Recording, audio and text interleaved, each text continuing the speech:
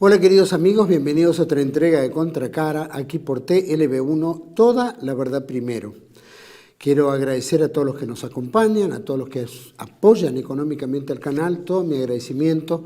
Por supuesto, invitamos a que algunos más lo hagan, ¿no? Es momentos muy difíciles que estamos pasando, pero que es importante la colaboración de todos. De la misma manera, la gente que nos sigue, muchas gracias de verdad. Saben que estamos emitiendo nuestra programación a través de nuestra página web www.canaltlb1.com y si no, debajo de este programa van a encontrar todas las redes en las cuales emitimos la cantidad de trabajos cortos, largos que emite TLB1 a través de toda la semana. Ponemos este programa, como siempre, bajo la protección y advocación de la Virgen de Guadalupe, Reina y Señora, Emperatriz de América, que nos guíe, nos acompañe en este momento difícil y que el mundo requiere también una atención especial, así que su benevolencia, su amparo es fundamental en esta época de una humanidad deshumanizada.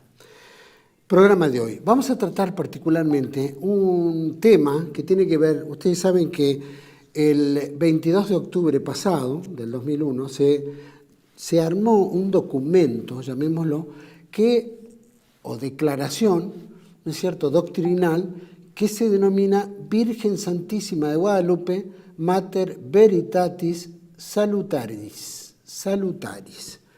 Este documento, o esta especie de declaración, fue conformada por laicos, sacerdotes, obispos, en fin, donde puntualizan divergencias doctrinales con lo que está emitiendo la Santa Sede en este momento. Particularmente, este documento tiene que ver con tres temas, o por lo menos varios temas, ¿no es cierto?, de acuerdo a los sínodos que se fue llevando, tanto en Roma como sobre el tema de la Amazonia, como en Alemania, sobre el tema del matrimonio, ¿no es cierto?, estos divorciados, etcétera, y también sobre el tema de la homosexualidad. Particularmente hablan del culto a la Pachamama, que se llevó a cabo en los jardines vaticanos, con presencia del Papa Francisco, resultaba ser algo herético. De la misma manera, en Alemania se manifestó en el sínodo, la aceptación de la homosexualidad como compatible con la vida cristiana y la vida en salvación. También hablan del tema de la ordenación de sacerdotes mujeres y también un cambio general de la moral sexual, cómo se interpreta la moral sexual, y especialmente la moral en el tema matrimonio. También tiene que ver con el tema del reclinatorio o hincarse cuando se procede durante la Santa Misa en el sacramento de la Eucaristía. Ustedes saben que el sacerdote cuando da la misa generalmente se arrodilla ante la Sagrada Eucaristía. Bueno, parece que no es, o últimamente, no fue habitual en el Papa Francisco, especialmente en diferentes ocasiones. Eso lleva a algo que podría llamarse herejía de facto. También tiene que ver con el tema matrimonial, ¿no? Usted sabe que mucha gente está separada, estamos en una época donde los matrimonios duran poco, tal vez no tienen buena formación, también los tiempos están cambiando y este bombardeo mediático de tanta inmundicia implica también que los matrimonios tienen poca durabilidad. Pero no solo tienen poca durabilidad, sino se consiente, especialmente en la comunión, a parejas separadas o viviendo en adulterio, ¿no es cierto? Entonces, son temas doctrinales que han llamado la atención, especialmente en este grupo de obispos y en esta declaración que hacen en México con relación a esto. Nosotros vamos a entrevistar al redactor, uno de los fundadores o armadores de esta declaración, que es el canónigo Monseñor Juan de Dios Olivera Delgadillo, que es doctor en teología. Es un hombre muy respetado por la Iglesia mexicana y también ha sido, o por lo menos es, canónigo de la Basílica de Guadalupe en el Distrito Federal de México. Y también cumplió como secretario, fue secretario canciller del cardenal Norberto Rivera, cuando este fue arzobispo primado de México entre los años 1998 y 2018. Aparte cumplió funciones en el Vaticano. Vamos a tratar este tema, porque creo que es difícil, es un tema puntilloso, pero es un tema doctrinal. Y necesitamos también los laicos, necesitamos los cristianos, los católicos en particular, saber dónde estamos parados, porque se emanan muchas, ¿no es cierto?, muchas opiniones, llamémoslo, desde la Santa Sede, que confunden a la feligresía. Así que vamos a tratar este tema con Monseñor Juan de Dios Olivera Delgadillo. Bueno, para mí es un gusto compartir el programa con Monseñor Juan de Dios Olivera Delgadillo, que actualmente es canónigo de la Basílica de Guadalupe y es doctor en teología. Gracias, Monseñor, por recibirnos aquí en Contracara, TLV1. Muchas gracias. Con mucho gusto, Juan Manuel, para servirles. Un gran saludo a todos nuestros hermanos de Argentina, muy estimados, muy queridos, y pues tratando de compartir la verdad como tu programa siempre lo trata de hacer. Muchas gracias, Monseñor. Quisiera, si usted me pudiera dar un pantallazo, se emitió el 22 de octubre de este año una declaración denominada Virgen Santísima de Guadalupe, Mater Veritatis Salutaris. Este documento elaborado, evidentemente, como bien lo manifiestan, ¿no es cierto?, a través de laicos, sacerdotes, en fin, diferentes religiosos, religiosas, laicos, ¿no es cierto? ¿Qué emana de esta declaración? ¿Cuáles son los pilares de esta declaración para poner a nuestra audiencia en tono? Sí, veamos. Primero, pues tiene unos destinatarios que están ahí puestos de manera providencial. Nosotros a veces sin ver con toda claridad, pero creo que es providencial dirigirlo a nuestros pastores, los arzobispos, obispos. Ahí entran también los cardenales, puesto que ellos son obispos también, a los sacerdotes, nuestros hermanos sacerdotes, e igualmente laicos, religiosos, etcétera. Es una primera cosa como para observar. Otra que pues ha sido un trabajo en equipo,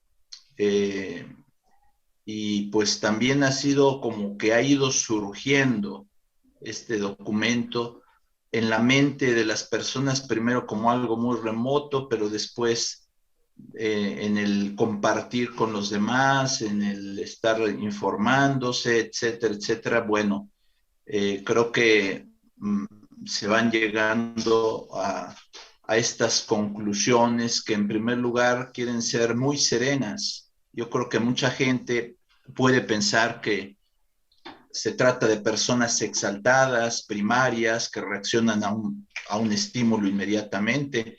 Yo creo que tenemos bastante tiempo, y hablo también de los laicos, porque los laicos creo que a veces nos llevan la delantera a los sacerdotes, por el Espíritu Santo será, obviamente, por el bautismo, pero es mucha reflexión que no queremos de ninguna manera que se interprete como una agresividad, una reacción primaria, visceral, etcétera. No, invitamos a serenísimamente valorar los argumentos, a dialogar, a escuchar. Nosotros estamos en esa disponibilidad de escuchar reflexiones que nos iluminen. Así lo hemos estado durante mucho tiempo, y pues creo que serenamente queremos decir lo que está allí puesto, que creo que está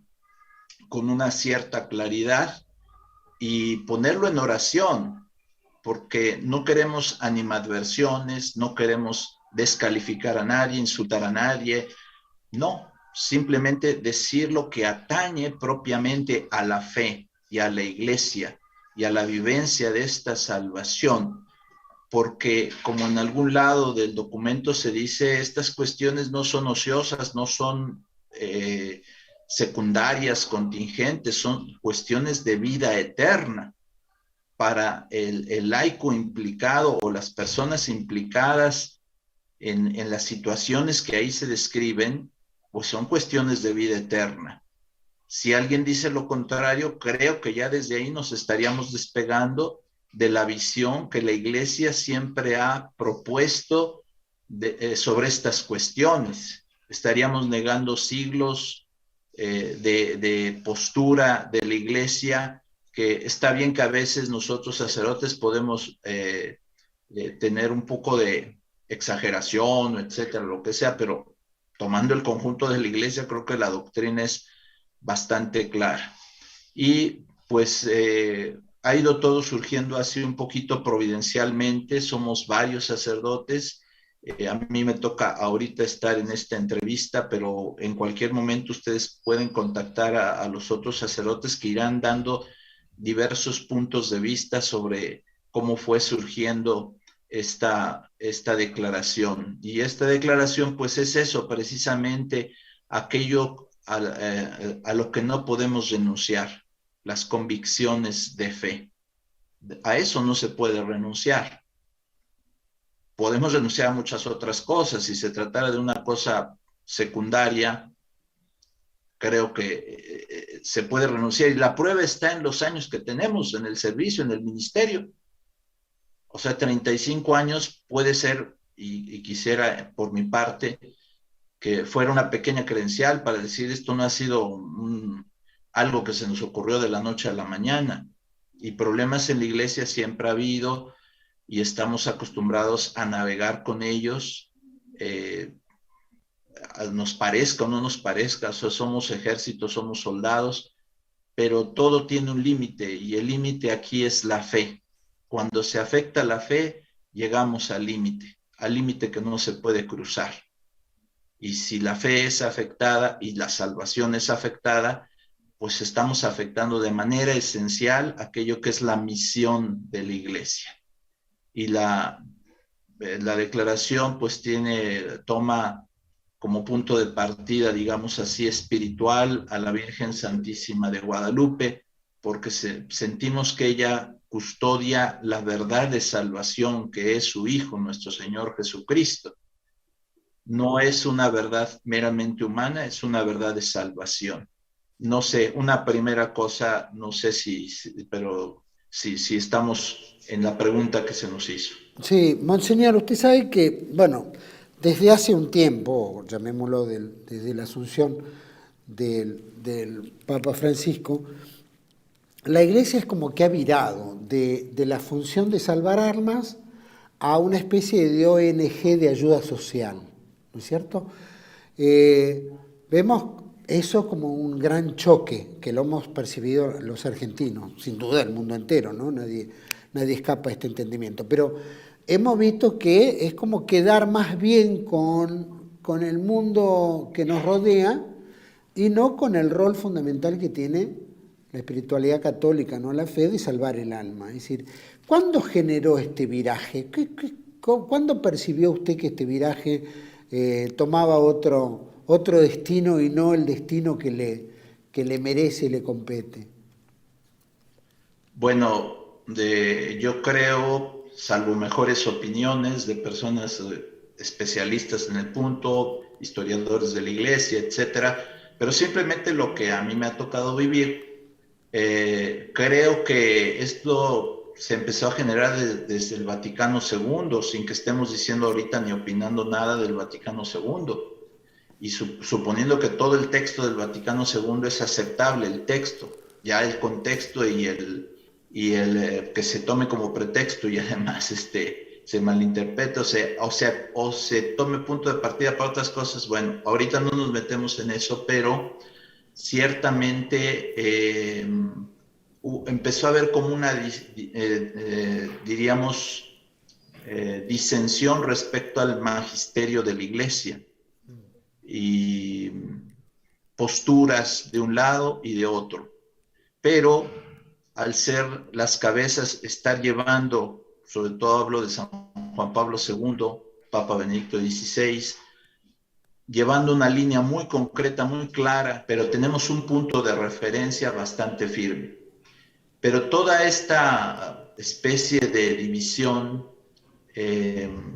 cuando, así me parece, es una opinión, cuando llega el Papa Francisco, empieza a hacer eclosión en el sentido de aquellos que, entre comillas, se sentían oprimidos por San Juan Pablo II, porque él llevaba una línea de ortodoxia, etcétera.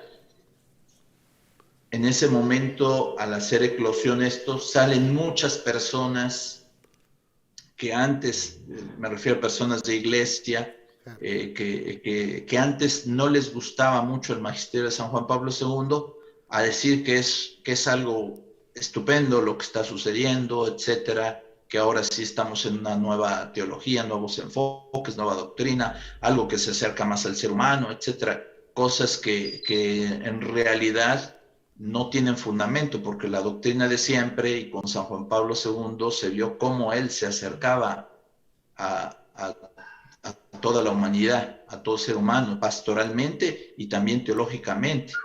Bueno, y en este sentido quisiera regresarme un poquito para decir por qué este hermoso título para la Virgen lo hemos meditado en relación a la Virgen Santísima de Guadalupe. ¿Por qué es importante? ¿Por qué el título de Madre de la Verdad de Salvación? Porque la verdad, para decirlo de un lenguaje bastante sencillo, pues puede ser una verdad matemática, 2 y 2 son 4, una verdad histórica, una verdad lógica, una verdad muy humana, científica, etcétera. Pero también existe una verdad sobrenatural. Al final, toda la verdad es, como se llama el programa de ustedes, se resume en Cristo, que es la verdad en persona, y sabemos que es la verdad ontológica. No vamos a hacer clase de filosofía aquí, pero al final la verdad toda recae en Cristo, procede de Cristo, es la fuente, palabra eterna del Padre, etc. Pero diríamos, en la vida humana, para distinguirlo, hay esas distintas verdades, pero también está la verdad de salvación, la verdad revelada, la que viene a traer Cristo a nosotros, el amor del Padre. O en la última cena, cuando dice, nadie tiene, yo a ustedes los llamo amigos porque les he revelado todo aquello que el Padre me ha dicho. Entonces, esa revelación es compartir en el amor lo que Jesús nos ha venido a revelar del Padre, del Hijo y del Espíritu Santo, verdades inalcanzables de manera natural. O decir, el misterio de la encarnación con su misma persona lo está revelando, verdades que no están al alcance del ser humano. El amor del Padre que nos perdona y que entrega a su Hijo, nuestro Señor Jesucristo, en un misterio de amor, en sacrificio, en un único sacrificio, después prolongado en la Eucaristía, para salvarnos. Todas estas verdades son la verdad sobrenatural, la verdad de salvación. Cuando decimos verdad de salvación, abarca obviamente la verdad natural, pero desde la óptica y la acción de nuestro Señor y de Dios Padre y del Espíritu Santo, es una verdad salvífica, una verdad que salva. Entonces Jesús no es solamente una verdad humana, natural, es la verdad que nos salva, es la verdad total, absoluta. Y la Virgen Santísima es madre de esa verdad de salvación. Ese es el fuego que Jesús ha querido traer a la tierra y que quiere que arda, pero que en las circunstancias actuales, a través de lo que ahorita se decía, todo un movimiento mundial que pretende empoderar solo al hombre, pero al margen de Dios, nos lleva a una verdad naturalista, donde se proclama todo lo que es el ser humano, pero con su ciencia, con todas sus capacidades, y su verdad meramente humana que se queda trunca ante la verdad de Dios. esa verdad de Dios, esa verdad de salvación es la que en todo este movimiento en el cual el mundo siempre ha querido opacar la verdad de salvación, pero a ese movimiento ahora se suma, desgraciadamente, muchas apreciaciones de la iglesia misma, pues esa verdad de salvación empieza a quedar opacada de una gran luminaria a menos, a menos, a menos, a menos, a menos, de tal manera que empieza a no ser visible al conjunto de la Iglesia Universal, al no hablar de una verdad sobrenatural, no hablar de la verdad de salvación, no hablar de la dimensión eterna, el horizonte trascendente del ser humano, eh, no hablar del perdón de los pecados, no hablar de la gracia sobrenatural, ignorar la gracia del bautismo, como diciendo lo que nos hace comunes a todos es solo y meramente la naturaleza humana, y desde allí lanzamos una fraternidad universal, etcétera, ir cada vez más anulando esa verdad. Por eso esa verdad de salvación es lo importante, y de eso sabemos que la Virgen Santísima de Guadalupe pues es la madre de la verdad de salvación, que es Cristo, y que la Virgen de Guadalupe está exactamente en la misma línea de su Hijo nuestro Señor Jesucristo, en la misma línea de salvación.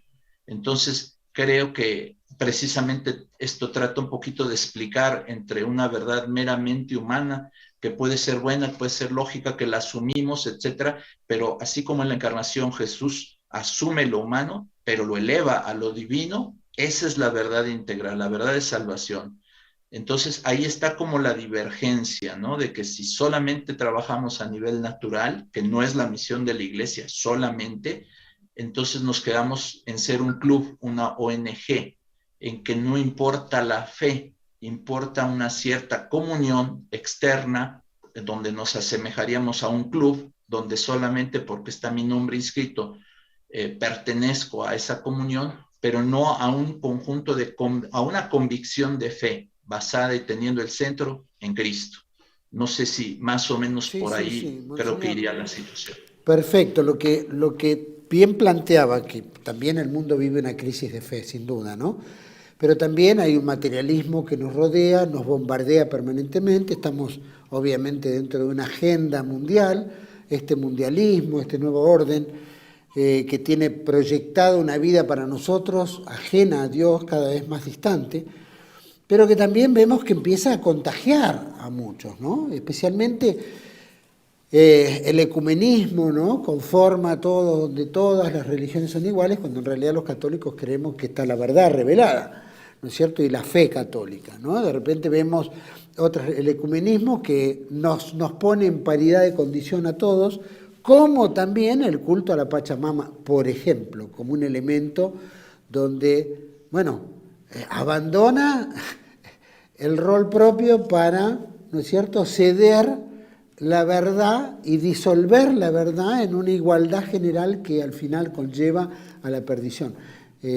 ¿Cómo nos puede plantear este tema también, ¿no? Que vive la iglesia y vivimos todos, ¿no? Los cristianos, los católicos, ¿no es cierto?, que tenemos fe, pero que también nos va confundiendo en el camino entre la Pachamama, las otras religiones, es decir, todo es una igualdad. Entonces, para el hombre, esa fe en la cual era tan rigurosa y tan especial, ¿cómo se solventa en el individuo hoy en día frente a todos estos avatares? Bueno, yo creo que en primer lugar habría que observar que las cosas no suceden de manera ingenua, que todo está planificado y es muy fácil y sencillo de captar, ¿eh? O sea, tenemos unas estructuras muy grandes como para que las cosas estén sucediendo de manera ingenua, tanto en la iglesia como en el mundo. Todo lo que sucede está bastante planificado. Y es muy fácil, repito, es muy fácil de ver, no es el objeto ahorita de nuestra plática, pero es muy fácil de ver con las estructuras que existen y que devengan mucha economía, mucho todo, son estructuras pesadas y bien estructuradas, entonces, como para decir que no, que lo que se dice no es con una cierta línea, etcétera. Yo creo que el problema de fondo en todo esto, ahorita toco los puntos que has mencionado, Juan Manuel, el fondo de todo esto es que la iglesia es el botín de las fuerzas del mal, el botín del diablo y el botín de las fuerzas del mal y el botín de las fuerzas del mundo. ¿Por qué? Porque la iglesia es el gran obstáculo, y lo ha sido siempre, para poder llevar a cabo, por ejemplo, una campaña de mentira. Y la iglesia siempre ha estado en primer lugar para dar su mensaje y oponerse a eso que se dice. Entonces, es el gran obstáculo, ha sido siempre. Entonces, como que la meta siempre ha sido cooptar a la iglesia, ponerla de nuestra parte, y si eso se logra, como pareciera estar sucediendo ahora, pueden quitarle el pareciera, ¿verdad? Si eso se logra, obviamente, pues ya no hay un obstáculo. La iglesia misma entraría a ser parte de esas campañas mediáticas, esas campañas de concientización que al final pueden ser lejanas al mismo evangelio de Cristo. Entonces está desnaturalizándose su misión. Su misión es misión salvífica, transmitir a Cristo y transmitir a sus criterios. Esa es la misión de la iglesia, fundamentalmente. No es una ONG, no es una misión que se pueda confundir con labores meramente humanas, por muy loables que sean. La primera función es transmitir la fe y transmitir la salvación de Cristo. Tenemos el episodio de la institución de los diáconos, donde los apóstoles, Pedro dice, no es correcto que abandonemos el ministerio de la palabra por el servicio de las mesas. Muy bien, es importante, es esencial la transmisión de ese fuego que Cristo ha venido a traer a la tierra y que nos ilumine y que es luz, y por eso la iglesia es luz y sal en el mundo. Y si pierde el ser luz y sal, está perdiendo todo. De hecho, esa es función de la sociedad civil y de muchas otras cosas. Bueno, pero es el gran obstáculo. Entonces, por eso sucede lo que está sucediendo ahorita, porque la iglesia pierde la brújula. Entonces, claro, el ecumenismo, que puede haber un buen ecumenismo planteado como padre, que todos sean uno, que lleguen al conocimiento de la verdad, a la verdadera iglesia, pues se transforma en un falso comunismo, desenfocado, yo diría a veces intencionalmente, o podemos quitarle a veces intencionalmente, para decir todas las iglesias son camino de salvación. Bueno, entonces la iglesia católica podría desaparecer y seguir en otras iglesias. Totalmente desenfocado, totalmente, no se puede, es imposible. No, ahorita podríamos entrar en materia, pero sería largo, pero no se puede, es imposible. La iglesia es columna de la verdad, y un verdadero ecumenismo es llegar nuevamente a la unidad en la única fe que se ha mantenido viva y se mantiene en la iglesia hasta ahora, en la iglesia católica.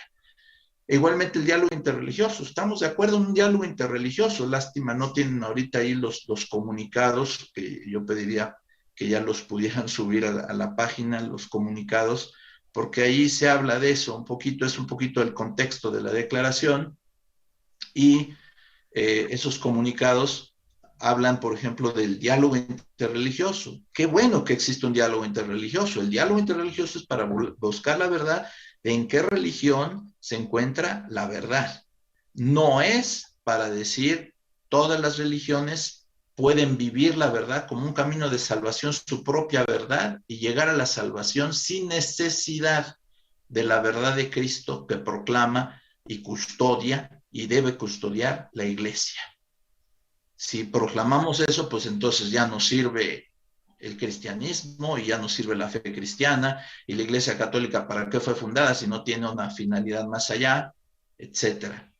Otra cosa, y son temas de ABC, del diálogo interreligioso, que nos quieren vender como si no supiéramos nada al respecto, y entonces decir, bueno, con este diálogo interreligioso nos vamos a un diálogo interreligioso desenfocado nuevamente, como el tema que ya trataba San Justino, de las semillas del verbo. Por supuesto, Existe esas semillas de Dios en las culturas humanas, meramente humanas, y hay que rescatar esas semillas de Dios para que la evangelización tome punto de partida ahí. Son temas ABC del diálogo interreligioso y que están desde siempre, pero el diálogo interreligioso bien enfocado es: venimos a proclamar la verdad, y la verdad es Cristo, y toda la Sagrada Escritura nos habla de Cristo. El Antiguo Testamento anunciándolo es un enfoque de San Agustín, y el Nuevo Testamento anunciando, ya evangelizando la presencia salvadora de Cristo.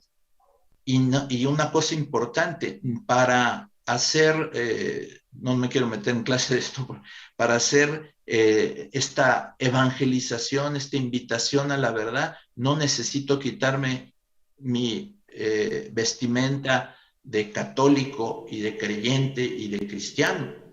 No necesito borrar y hacer un lado a Cristo para decir, así vengo a un diálogo interreligioso. Todo es desenfocado. Ese famoso video, me parece de los videos mensuales que se saca para la oración del Papa, etcétera, donde se pide como la oración de la igualdad de todas las religiones, y visualmente se ve precisamente cómo se equipara a Cristo con Buda, con etcétera, etcétera.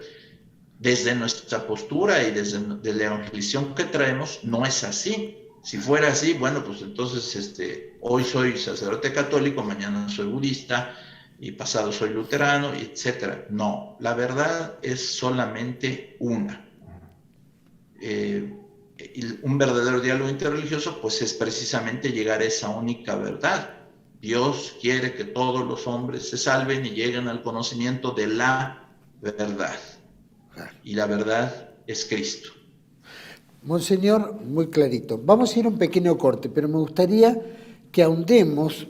Nosotros sabemos que los sínodos de los obispos, depende del lugar, son más liberales, más progresistas, llamémoslo más, no sé, como los alemanes, ¿no? Que tienen una tendencia, ¿no es cierto?, a ir un poquito más allá de la realidad, más progresistas, más, ¿no es cierto?, más, no sé, atrevidos, llamémoslo. Se han tanteado varios temas ahí, como el tema de la homosexualidad, ¿no es cierto?, el servicio sacerdotal de mujeres, que ingresen mujeres, como también una renovación de la moral social, la moral matrimonial, por ejemplo. Entonces me gustaría hacer un pantallazo porque forma parte importante de esto de la fe, ¿no es cierto? Si el pecado está paralelo a la vida cotidiana, entonces es una fe trunca. Y entonces me gustaría que ahondemos en esto, pero después de este pequeño corte, volvemos con Monseñor Juan de Dios Olvera Delgadillo, que es canónigo de la Basílica de Guadalupe en México. Ya volvemos.